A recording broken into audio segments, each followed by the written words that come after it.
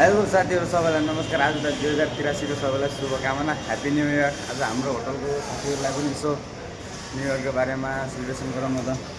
Hello sir, happy new year. हो के हो, अरे हात त मिलाउने यार। Happy new year. ल तपाईँलाई धेरै धेरै शुभकामना छ है ह्याप्पी न्यू इयरको चाहिँ। राम्रो प्रगति गर्नु, हाम्रो केटाहरूको पनि हालचाल हेरौँ न त के कस्तो छ।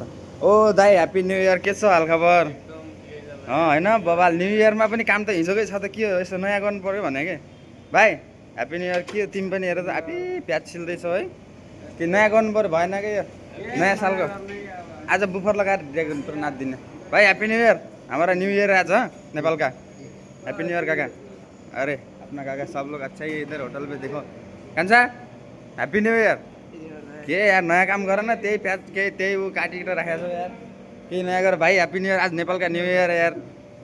अरे माइकल के हो यार, त पनि त्यही भएन के नयाँ काम गर केटा यार। ल ह्याप्पी न्यू ईयर। ल दामी छ त केटा। अरे भात पकाउने काम के भाइ केटा। आज रमाउनु पर्छ, चिल हान्नुपर्छ आज चाहिँ। ल अरू दाइ के छ त नयाँ सालको यसो दिनमा केही?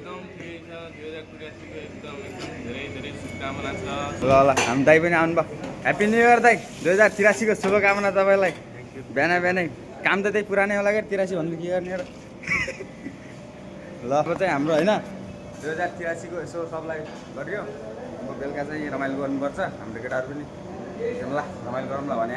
सो हाम्रो चाहिँ यो किचन हो होइन, अनि स्टाफहरू पनि छन् थाल्ने पछाडि। बाई सबलाई ह्याप्पी न्यू इयर।